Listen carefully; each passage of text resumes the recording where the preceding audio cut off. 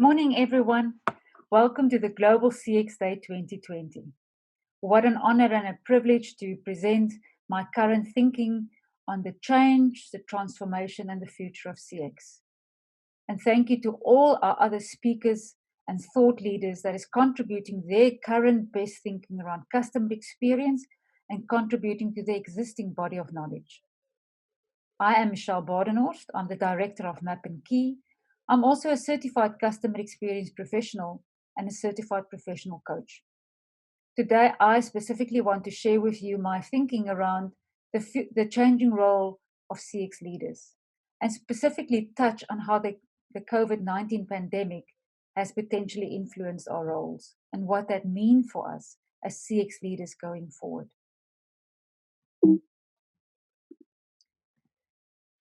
I want to start by just highlighting again that the pandemic had a huge impact on societies, on businesses, and individuals alike.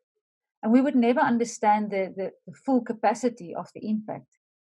But what is very important to understand is that trust is critical important during uncertain times, like we've experienced during the pandemic. CX leaders need to become trusted advisors in their organizations and help the organization to manage these difficult times and manage the relationships and building trust during these difficult times. So I want to put it forward that the role of a customer experience leader is changed, and it's required to become a trusted advisor more than ever before. A scientist, Burak Bischoff, recently quoted that the activities of trust building in an organization would help them to stay ahead and remain ahead when there's problems. I think this is crucial to understand. It's crucial for us to understand our role in becoming the trusted advisors in the organization. Don't kid yourself to think that this will happen by chance. Just as customer experience doesn't happen by chance, you will have to consider your tactics and your strategies quite meaningful. You will have to take time to think how you're going to approach this, and you will have to plan it carefully. I recommend that building trust should happen in an organization at 3 levels. First and foremost, as CX leaders, we will be required to build trust with our customers in order to reduce and eliminate uncertainty, but also to build emotional connections. We will have to build trust with our CX executives in order that we can empower them to make more meaningful business decisions. And last but not least, we will have to build and maintain trust with our colleagues and helping them to deliver high quality customer experience for every single touch point in our customer journey. So really what it boils down to is being able to build and maintain trustful relationships across the ecosystem. If you think of your customers and building trust with customers, it's important to remind yourself that anxiety and fear can fuel highly emotional behaviors during uncertain times. Transparency is a critical strategy for eliminating and reducing these uncertainties and building trust. Well-informed customers can be expected to have more trust in a brand and are better positioned to judge brands' trustworthiness. So effective trust building and transparency will require well-communicated information that will help the consumers to understand the uncertainties along the journey. So sharing with them, keeping them informed will not only eliminate, but will reduce uncertainty during difficult times, as we've seen through the pandemic. The key issue is that ineffective transparency will lead to consumers becoming less informed and more confused. We've seen various examples of this during the pandemic. One such one is government's inability to communicate or even the lack of communication, causing more uncertainties to citizens, confusing citizens will only cause them to become more resentful and not being loyal to your brand.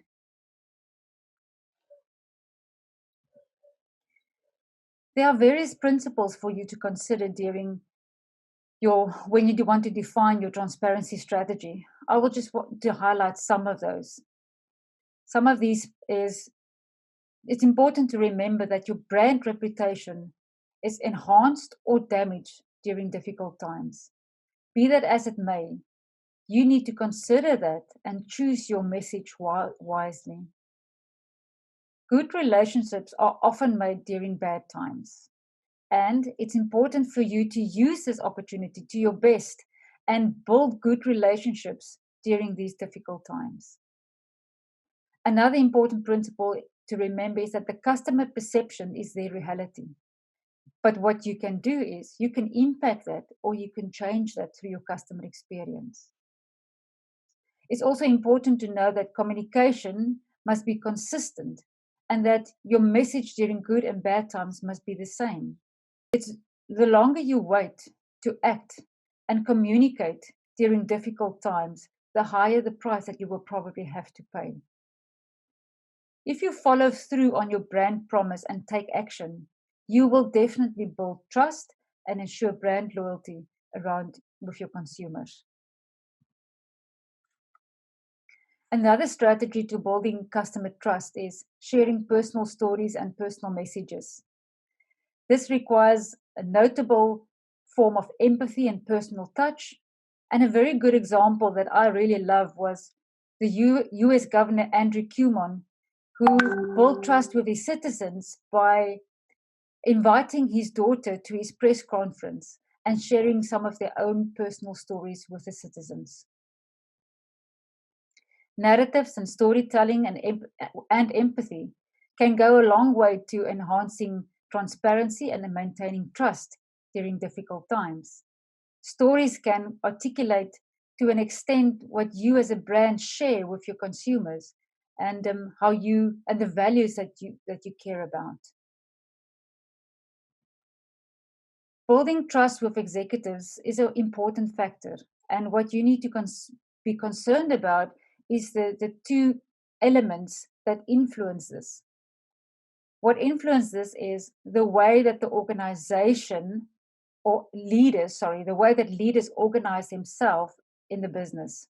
How do they organize themselves around the customer? How do they organize themselves in order to make decisions and create value for the customers? And the second thing is the way that they decide or measure the value of customers in the business. So what is important to see is that there's two themes here. As a customer experience professional, you will be required to earn the trust of your executive leaders. And here it's important to highlight that you will do this by, first and foremost, developing customer experience leaders by empowering them to make customer-centric business decisions and ensuring that they drive customer value by influencing the way that the business measure business value. So how do we develop customer-centric leaders? There's three things that you can consider doing here. First is help CX leaders to deeply immerse themselves in the world of your customers and help everyone in the organization, especially those around the boardroom table, to take accountability of the overall customer experience. Remember that quality leadership alignment can result in breakthrough company strategies, resulting in real customer success outcomes. Secondly, ensure that you have a strong presence of executive leaders in your strategy design sessions and ensure that the leaders follow through on critical customer experience initiatives. Customer rooms are a great way to elevate the importance of customers to everyone in the organization. And thirdly, find ways to expose all leaders in your organization to customer experience initiatives, even if they are not customer-facing roles. This is a great way to break down silence, to unify the business towards a single, unified customer experience vision. How do you drive customer value as a customer experience professional?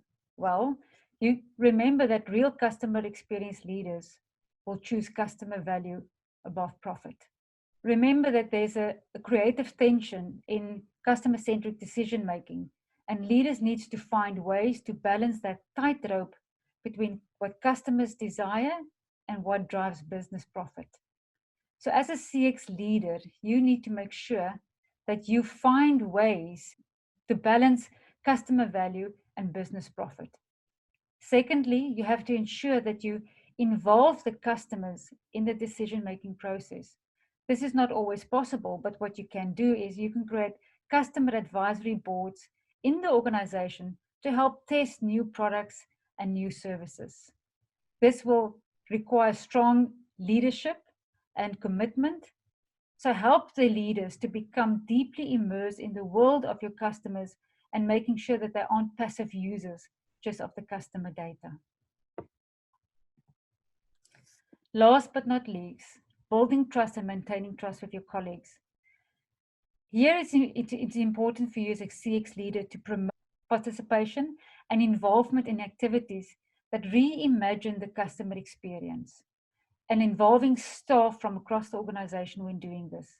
It's important to have regularly meetings with them to discuss trends and issues and maybe also test ideas with them. It's important also to get the executive leaders to communicate with employees on a regular basis about the purpose and the strategic intent of customer experience in the organization. Not only will this demonstrate their commitment, but it will also help to create a common narrative and a message around CX and helping everyone to understand how they are contributing to the overall customer experience. In summary, as a customer experience leader, you need to be constantly looking for factors and influences impacting your customer experience.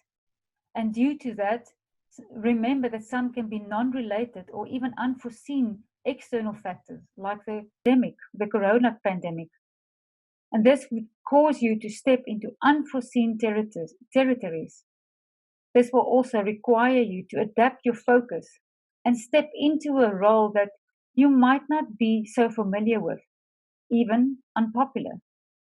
So as a CX leader, you need to embrace the uncertainty and remind yourself that the role of a CX leader is ever changing and evolving, just like your customers' needs are always changing and evolving.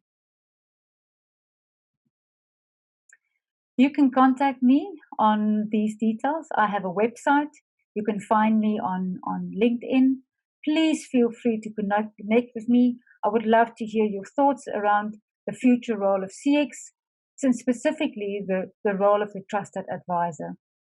Thank you so much. Looking forward to speaking to you soon.